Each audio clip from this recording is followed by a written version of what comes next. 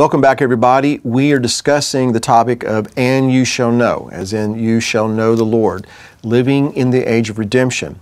And we were just discussing in the previous segment how God told Moses that Abraham, Isaac, and Jacob knew me. That is, yada. They had intimacy, they had a oneness with me, and that experience was as El Shaddai, the all-sufficient one. But they didn't really have that same kind of an experience with me as Yud-He-Vav-He, the one who was, who is, and is to come. And as I was sharing, I believe it's because Abraham, Isaac, and Jacob, they were living in the age of promise, when the promise was given. But they did not live to see the age of the promise kept. They were assured of it, but they didn't live to see it. They died not having received the promises, the writer of Hebrews says. So Moses and that generation obviously are the ones who are going to experience it. What God promised Abraham 400 years earlier, they were going to live to see it. And so that distinguishes the two. And that's why I'm going to make the point and argument that when you're living in the age of redemption, then it means that you're living the age where you go from knowing Him just as El Shaddai, or just knowing about Him, still embracing the things that pertain to Egypt, to knowing Him as Yud-He-Vav-He. And that's how Moses and that generation would come to know Him. Now, backtracking just a bit, we began this teaching by reading from the Gospel of John and how Messiah had said that the definition of eternal life is to know the one and true God and to know Yeshua the Messiah, whom the one and true God sent. And that He's the only one who knows the Father, and then those that He reveals the Father to. The world doesn't know Him, He says, but He knows Him, the Son knows Him, and those that He has given to the Son. But in John chapter 17, there's something else that pertains to our topic matter right now, and that is this prayer that Yeshua prays for His disciples. And in verse 20, He says, "I do not pray for these alone, but also for those who will believe in me through their word." In other words, people like you and me living today. So He was praying for us back then. And here's His prayer: that they all may be one, echad, that they will be one as you, Father, are in me and I in you. So He's praying that we will be one, just like the Father and the Son are one, and that they may also be one in us. Not only are we to be one with one another, but collectively we are to be one in the Father and the Son, if you will, yada, to have that intimacy with one another and with the Father, to have that intimacy with the Son, to be one in the spiritual sense that Adam was intimate with Eve. That's how he knew her. That's how close he was to her. And that is what made it possible for there to be life. And so in a spiritual sense, that's how we are to be one with the Father and the Son. We are to be so close and so intimate that we know them. We know everything that He wants to reveal to us about Him. That's how close we get. Now, let me interject this. That doesn't come natural. It's one thing to say it, to express a desire that happened, but it's an entirely different matter when it comes to doing it. Because for us to have that kind of an intimacy of the heart with the Creator means that I have to die, that you have to die, that we have to take up our cross and follow the Messiah, that we have to be willing to say, not my will, but your will be done, that we have to present our bodies as a living sacrifice, that we are not conformed to the world, because remember, the world that does not know the Father creeps in and infects and affects the body. So we have to come near to Him, approach Him, this all-consuming fire, that we as a living sacrifice may be consumed, and that it is no longer I who live, but Messiah who lives in me. And so His will is expressed in me and through me. That's how we are to be one. And we could go off into the fact that this entails the whole idea of you love the Lord your God with all of your heart, soul, and strength, and another like unto it, you shall love your neighbor as yourself.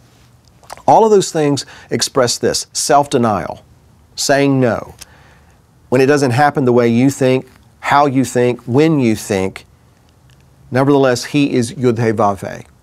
And His will is to be done. And through dying to ourselves, this is how we truly come to know that He is the one who was, who is, and who is to come. And so now I want to go back to Exodus 5 for just a moment and just kind of solidify some thoughts here. Once again, the distinction between the age of the patriarchs, Abraham, Isaac, and Jacob, and the age of Moses and the Exodus generation is that one, the former was the age of promise, but the latter was the age of redemption. And so then it could be argued that the age of redemption are the ones who will know Him as Yud-He-Vav-He. Let's kind of underscore the point. In Exodus 6, the Creator says in verse 6, "Therefore say to the children of Israel, I am Yud-He-Vav-He, I am the Lord. I will bring you out from under the burdens of the Egyptians. I will rescue you from their bondage, and I will redeem you with an outstretched arm and with great judgments. I will take you as my people, and I will be your God. Then you shall know that I am the Lord your God, who brings you out from under the burdens of the Egyptians." And so it's when He does these things that they truly know Him as Yud-He-Vav-He. Now, a couple of thoughts occur to me here. Once more, if it's then that you shall know that I am the Lord, that means that prior to that, you really didn't know me as the Lord, which goes back to what He tells them, the elders of Israel in Ezekiel 20. I made myself known to you. I told you, put away the abominations which are before your eyes. Don't defile yourselves with the idols of Egypt. I am Yud-He-Vav-He. I am the Lord your God. He doesn't have to say that if they really knew Him. And so it's after He does these things, as He expressed to Moses, I'm going to bring you out from under the captivity of the Egyptians. I'm going to redeem you with an outstretched arm. I'm going to call you to myself as my own people. Then you shall know that I am the Lord. When I do these things. Let's put it this way. For Him to redeem, that means that He has to ransom. That means that there's somebody that feels that they have a claim on you. In this case, it was Pharaoh. And so because Pharaoh feels he has a legitimate claim, I don't know the Lord, I'm not going to let His people go, I'm going to hold on to them, the Creator has to ransom His people. He has to redeem them. Every one of us understand that concept when it comes to being slaves to sin. That we were once in sin, we were slaves to sin, and so then we had to be redeemed by the blood of the Lamb. We had to be ransomed by the blood of the Lamb. And so I know that everyone understands the idea of, as it relates to that. So then, we have been redeemed by the blood of the Lamb. However, I would add to that, we are being redeemed as well. Because right now, we are still in corruptible bodies. We're still in these mortal bodies. And it has not yet been revealed what we shall be, but when we see Him, we shall be like Him, for we shall see Him as He is. That's when mortal puts on immortality, corruption puts on incorruption. So that's what I mean, that we are being redeemed as well, as we die to the old man, that the new creation may thrive and prosper until that day, which then leads us to this thought, that even though we have been redeemed, are being redeemed, we will be redeemed. And those who are redeemed are the ones who know Him intimately, Yada, as Yud-He-Vav-He, the one who was, the one who is, the one who is to come. Also, we see in these passages that we just read, those who are going to be redeemed, those who are going to know Him very intimately as Yahweh, are redeemed collectively. What I mean by that is, you and I all have experiences and testimonies that we could share about how God has brought us through this situation or out of that trouble. We all have those stories. But can we collectively say that He has redeemed us from the burdens of the Egyptians? And I think the answer to that is right now, no. But that's what he said he was going to do, because this is a pattern that we're reading about. Remember what Paul said to those who are living at the end of the age. This is a pattern for what's going to happen in the future. So here's what I'm getting at. If he's going to redeem us from the burdens of the Egyptians, then there has to be the burdens of the Egyptians. If he is going to bring us out and rescue us from their bondage, then there has to be a bondage to rescue us from. And if you're tracking along with me, then you understand what this is getting at. I don't think there's anybody who would deny that things in the world are changing daily, and the things that we see upon the horizon are very ominous, even a little scary. But I believe that it is a necessary element if we're living in the age of redemption. In other words, if you're living in the age of redemption, then you're going to see that there are going to be troubles, there are going to be trials, there are going to be tribulations, there's going to be bondage, there's going to be tyranny, there's going to be all these things the children of Israel experienced way back then, when in the future we come to know and understand that we're living in the age of redemption. Now with that, I want to go to the book of Luke and read another very familiar portion of Scripture. I know that you're familiar with. And let's see if we can get over there. Luke chapter 21, and Messiah speaks, and he says this, beginning in verse 25. He says, "And there will be signs in the sun, in the moon, and in the stars, and on the earth distress of nations with perplexity, the sea and the waves roaring." Let me pose this observation. If there's signs in the sun, moon, and stars, if there is distress on the earth among the nations, if they're perplexed, and if the sea and the waves are roaring, that would suggest a very ominous and threatening time. By the way, there have been signs in the sun, moon, and stars. There is distress among the nations. They're perplexed. Just consider what's going on just in the Middle East. All of these things going on, the sea and the waves roaring, the tsunamis, the earthquakes, all these different things are happening, and that's very important. It goes on to say in verse 26, "Men's hearts failing them from fear and the expectation of those things which are coming upon the earth, for the powers of the heavens will be shaken." So there's all kinds of ominous things going on. And then Yeshua says in verse 27, "Now when then they will see the Son of Man coming in a cloud with power and great glory."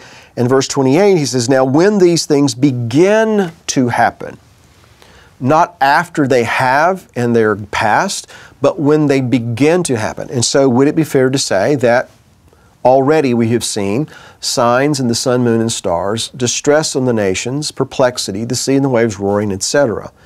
If we've already seen these things, they have begun to happen. And Messiah very explicitly says that when you see these things begin to happen, we are to look up, lift up your heads. Why?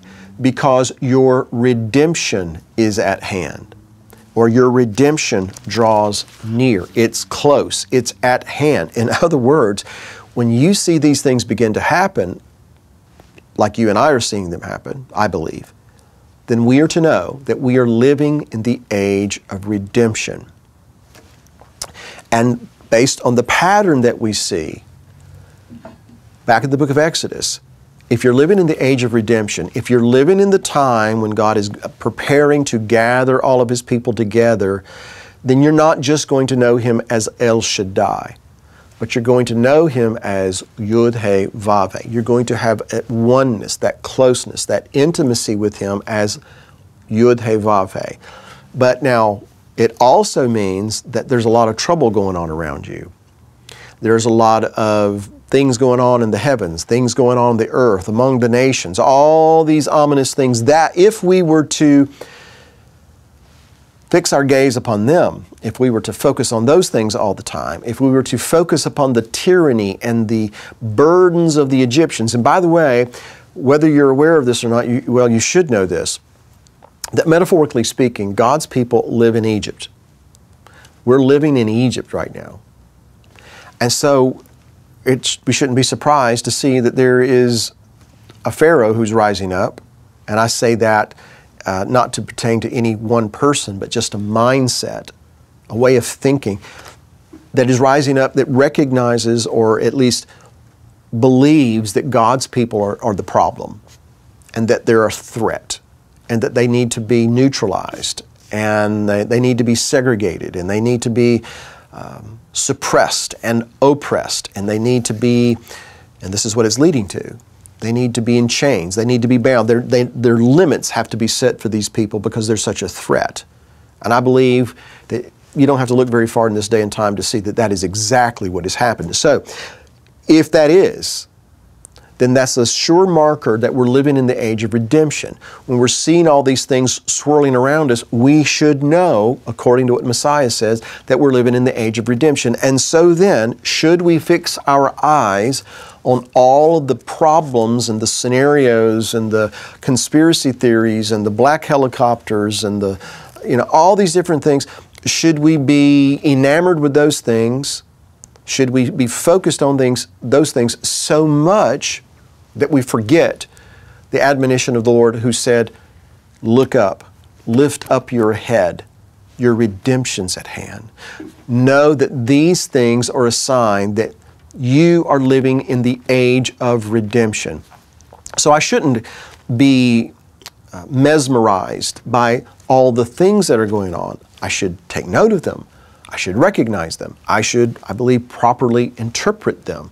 But the most proper interpretation of that is to, when I see these things begin to happen, get my eyes off of those things and get my eyes on the one who has power over all of those things, because I'm living in the age of redemption, which now takes us back to this thought, and you shall know that I am the Lord. You will know, not just know about me, but you're going to know me, because only the one who was, is, and who is to come can deliver you from all these things that are coming upon the earth. Man, political parties, political philosophies, entertainers are not going to be able to deliver you. They're not going to be able to redeem you. The only thing they're going to do is suck all your attention away from the fact that you're living in the age of redemption. You need to focus on me. And to focus on me means to draw near to me. And to draw near to me means to come into a oneness with me, to know me. Because I don't want to be one of those that say, I prophesied in your name. I cast out devils in your name. I did all these wonderful things in your name. And to hear him say, but I didn't know you. So now, what we're going to do now is we're going to look at some of the things that happened back in the book of Exodus, in the age of the Exodus, which is a pattern for today. We're going to begin to look at those different things and see how it maybe connects with some of the things that are going on in our world today. But we're going to go, first of all, to Exodus chapter 7. And in chapter 7, beginning in verse 1, it says, So the Lord said to Moses, See, I have made you as a god to Pharaoh, and Aaron your brother shall be your prophet. You shall speak all that I command you, and Aaron your brother shall tell Pharaoh to send the children of Israel out of the land. And I will harden Pharaoh's heart and multiply my signs and my wonders in the land of Egypt. But Pharaoh will not heed you, so that I may lay my hand on Egypt and bring my armies and my people, the children of Israel, out of the land of Egypt by great judgments. And the Egyptians shall know that I am the Lord when I stretch out my hand on Egypt and bring out the children of Israel from among them. All right, so there's a couple of things here I want to address. And let's start with what we just read. And the Egyptians shall know that I am the Lord. Remember what Pharaoh had said. I don't know the Lord. I don't know Yud-Heh-Vav-Heh. I don't recognize him. I don't recognize his authority. Therefore, I will make my laws superior to his. I'm not going to let Israel go. So because Pharaoh says, I don't know the Lord, the Creator, through the plagues, introduces himself to Pharaoh. And as he introduces himself to Pharaoh and to the Egyptians, he brings judgment against all their gods, where they feel authority lies. And so God is going to show them that this isn't a God, that's not a God. They have no authority. And finally, it ends with Pharaoh himself, who is cast into the sea, because remember, Pharaoh is deemed to be a god by the Egyptians. His word is law, and he defies the creator of the universe. And so he will be judged ultimately himself. So God says, you will know that I am the Lord. So not only are his people going to know that he's the Lord because they live in the age of redemption, but the world who has denied him, and the world who has scoffed at him and mocked him and derided his laws and his authority, in the end, they shall know that he is the Lord. But there's something else here. That when he multiplies Pharaoh's heart, he says, I will multiply my signs and wonders. Now, I'm not going to spend a whole lot of time on this, but we do need to acknowledge that because they were living in the age of redemption, and because God said he is going to multiply his signs and wonders, then I have to conclude that in the age of redemption, and Messiah suggested that you and I are living in that age and time, what we will see is God multiplying his signs and wonders. And I think that's very, very important. Now, I know that there are signs and wonders that appear throughout all the world, and especially among those peoples who are oppressed and who are living under tyranny, who live in poverty. And I believe and I know that there are signs and wonders that happen all around the world. But I would tend to believe that among God's people here in America particularly, signs and wonders are not so prevalent. And that's just my opinion. I'm not saying they don't happen. I'm just saying that they're not so prevalent. And there's lots of reasons that I believe that we have that situation.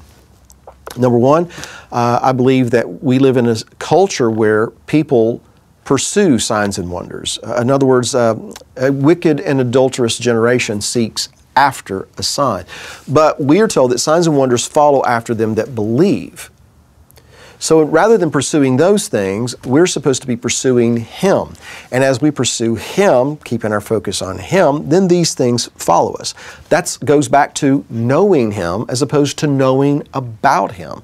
Those who want to know about him are pursuing the signs and wonders. But those who want to know him, the signs and wonders follow after them that believe. And so, according to his own testimony here, when we're living in the age of redemption and people are coming to know him as Yud-He-Vav-He, he will multiply his signs and his wonders.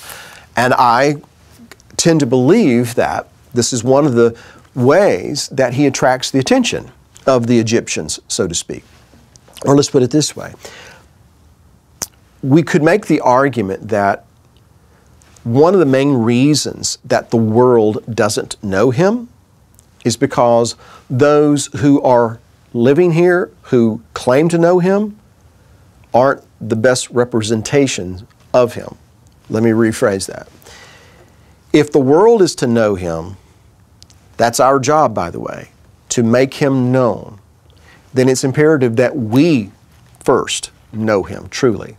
That we're not giving the world a bad representation or an unfaithful representation of who and what he is. I guess what I'm trying to say is, maybe the Egyptians didn't know him in that day and time because his own people only knew about him. And if that was true then perhaps there's some strain of truth for our day too. That maybe the world that castigates and disdains him today does so vigorously because, by and large, his people today, they know about him, but they don't really know him. And so if they truly know him and he multiplies his signs and wonders, then might it be that there are others out there in the world who will come to know him as well. I hope you're following me on this, because our main mandate is to be that city set upon a hill which cannot be hidden. We're supposed to be the ones who are the light shining in the midst of the darkness. And why? So that those who are in darkness might see that light. We are a chosen generation, Peter said, this royal priesthood, that we are to show forth the praises of him who's called us out of darkness into his marvelous light. And the inference to that would be that as we are called out of darkness into his light, and we are projecting that light, or reflecting his light, then there are others who are in darkness who will come to know him. But if that light has been diminished to the point that the world has infected and affected the body, that we do not present ourselves as light, that we do not present ourselves as that city set upon a hill, then how can we expect the world to know Him the way He desires that they do? And remember, for God so loved the world that He gave His only begotten Son, that whosoever believes on Him should not perish but have everlasting life. And so then, all of this is to bring it back to the fact that it's really our responsibility, if we're living in the age of redemption, and obviously I believe we are, it's our responsibility to make sure that others know that we're living in the age of redemption. And the surest way to do that is to know Him, to go beyond just knowing about Him to knowing Him, to go beyond just singing about Him to singing to Him, to go beyond just a worship experience to worshiping Him. You know, we live in the restoration of all things. We've talked about this in times past. And one thing that occurred to me a few years back is it has to be more than returning to God's ways. It has to be more than returning to God's Sabbaths and His feasts and His dietary laws and all these things, all of which are important, all of which are part of what we're talking about. But the most important thing is that we return to Him, that our heart is after Him. We do these things, we don't do the things that we're not supposed to because we know Him. Let's pause there. We'll come back and continue with our teaching.